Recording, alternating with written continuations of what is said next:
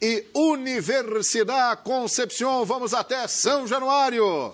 Alô, Fábio Azevedo, olha lá, Edmundo, olha lá, Cruz de Malta lá, Edmundo. Lugar bonito, hein? Olha aí, tanta história, tanta tradição, estádio do Vasco inaugurado em 1927.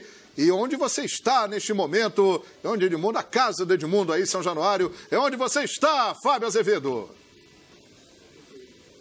Exatamente, João. Um abraço, boa noite a todos que nos acompanham no Expediente Futebol. E a casa está pintada, o torcedor que virá aqui a São Januário já no domingo pelo Campeonato Estadual e na próxima quarta-feira, na decisão de vaga para a terceira fase da Conmebol Libertadores, já vai acompanhar São Januário de cara nova. As arquibancadas estão pintadas, nas cores branca, preta, preto e branco do outro lado, aqui em frente à social onde nós estamos, e bem pertinho do campo, onde eu pude acompanhar, João, a última movimentação do time, ou a penúltima, a última aberta, porque amanhã aquele treinamento, o Zé Ricardo vai fazer alguns testes. Hoje os reservas vieram a campo e trabalharam com bola, os titulares chegaram de viagem, um grupo ontem, e um outro grupo hoje pela manhã, naquele trabalho regenerativo, fizeram apenas dentro do campo uma corrida leve no entorno do campo, não dentro com bola como os reservas, e também na parte de musculação, de recuperação, trabalho também de banheiro, enfim, tudo pensando o jogo de domingo. Muita gente fala assim, mas o Vasco não está pensando na Libertadores, mas porque encaminhou a classificação? Não, degrau a degrau. A próxima partida, o próximo desafio é o Volta Redonda. E aí, João, é pegar a calculadora, começar a fazer aquelas contas. Não adianta vencer só o Volta Redonda. Tem que torcer por um empate entre Cabofriense e Bangu e que o Nova Iguaçu tropece diante do Flamengo. Pode ser empate, derrota, e aí sim, com essa combinação, o Vasco estará classificado. Mas se a Cabofriense vencer, o Nova Iguaçu tropeçar, aí a tal da calculadora é pegar por quanto o Vasco venceu a Volta Redonda. Partindo da premissa que o Vasco vença o Volta Redonda, aí a calculadora entra em campo, porque aí precisa de números. Saldo de gols, porque a vitória é o mesmo número hoje, só apenas uma para cada equipe. Se a Cabofriense vencer, o Vasco também, cada uma vai para duas. Enfim, a matemática no estadual está um pouco mais complicada para o Vasco. Na Libertadores, perdendo por 3 gols de diferença, está tranquilo. O Zé Ricardo não garantiu se o time vai titular, mas o Henrique concedeu coletiva hoje, João, disse o seguinte: eu quero jogar. E, aliás, o grupo todo quer jogar. Ninguém quer ficar de fora, ninguém quer dar brecha. Sabe por quê, João? Reserva entra da conta do recado. E aí, como é que fica, João? Aí fica complicado, O nosso Nareba Vascão, Fábio Azevedo, tá mandando recado aqui, hein, no Twitter.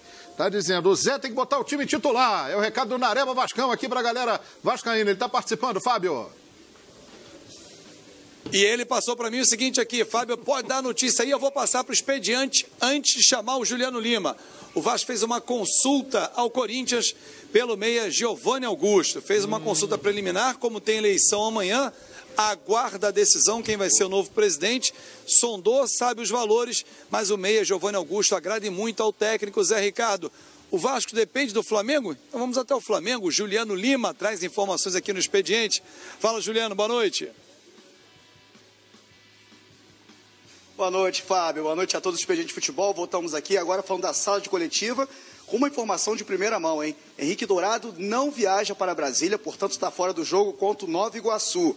Felipe Viseu também não viaja. Isso porque está esperando o resultado, se ele vai ou não para a Itália amanhã. Portanto, o Flamengo decidiu que Felipe Viseu não viaja para Brasília. Hever também com uma lesão também não viaja, assim como o Willian Arão. Ou seja, um quebra-cabeça para o técnico Paulo César Carpegiani. João Guilherme, daqui a pouco então tem o César goleiro. E essa informação aí, Henrique Dourado então não viaja para Brasília. Que bacana, hein? Fizemos um clássico dos milhões aqui no Expediente Futebol, hein? Do Vasco para o Flamengo, tocando a bola, muito bom aqui no Expediente. Portanto, Henrique Dourado não estreia domingo. E o Fábio Azevedo trouxe a informação.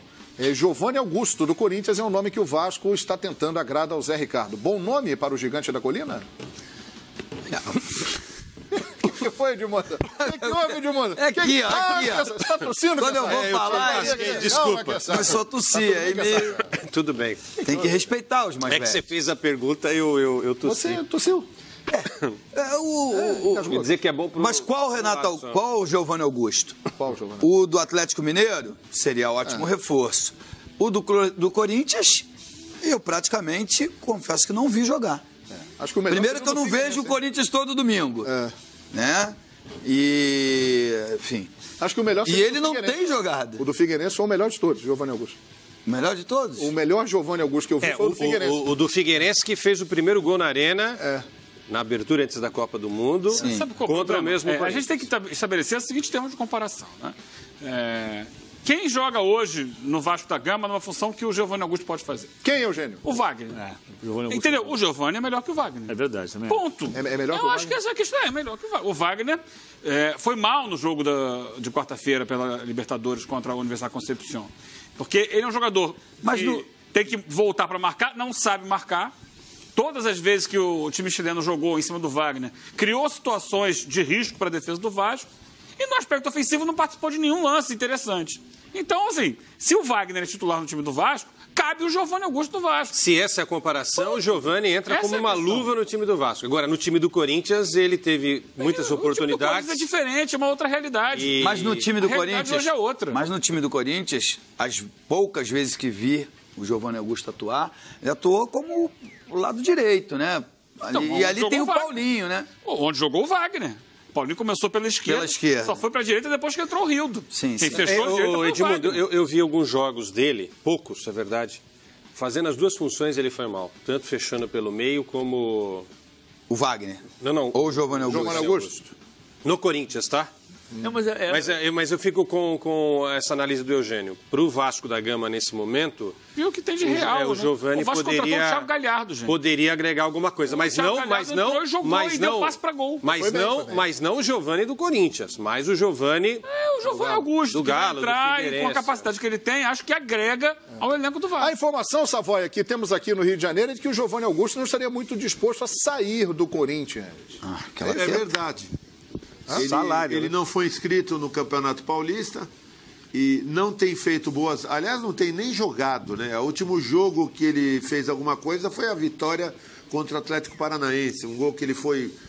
Dizem que ele foi cruzar, acertou o gol, fez o gol.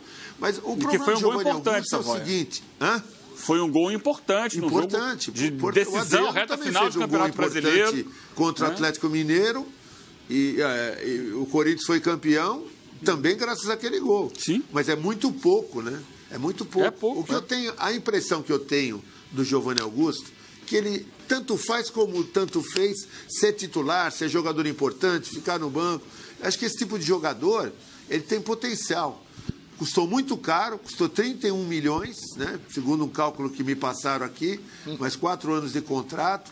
Eu acho que custou muito caro e não está rendendo nada para o Corinthians. Prejuízo, contratação ruim, como tantas e tantas contratações ruins que o Corinthians fez. Algumas boas, mas muitas ruins, muitas.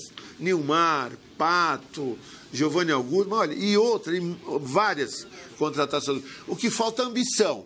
Eu acho que o Giovanni Augusto tinha que ter mais ambição, querer jogar, querer ser titular. Eu sinto o Giovanni Augusto meio frio. Acho que tem potencial. Se ele for para o Vasco e jogar com vontade, não, quero ser titular, quero fazer história, acho que ele tem potencial. Só para arrematar, o Giovanni Augusto veio na leva de Guilherme e Marquinhos Gabriel. Né? Esses caras foram contratados na virada de 15 para 16, quando o time do Corinthians foi praticamente todo desmontado do meio para frente.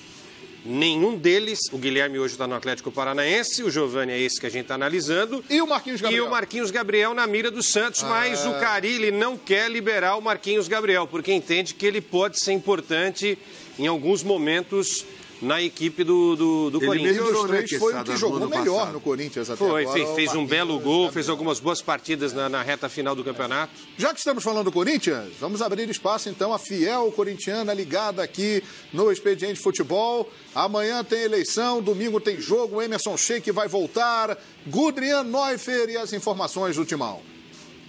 Olá, amigos dos canais Fox Sports. Dia de despedida do Corinthians. O presidente Roberto de Andrade se despediu do cargo fazendo um balanço da sua gestão. Numa longa entrevista coletiva para os jornalistas, mostrou também os troféus dos 3 títulos que conquistou em 3 anos de mandato. Vamos ao que falou Roberto de Andrade. Posso dizer que sou uma pessoa completamente realizada, velho. Chegar a ser presidente do Corinthians, eu acho que não tem maior realização que essa, para nenhum corintiano, todos. E você cumprir o seu mandato e ir embora, cheio de taças que ficarão aí, o que eu quero mais?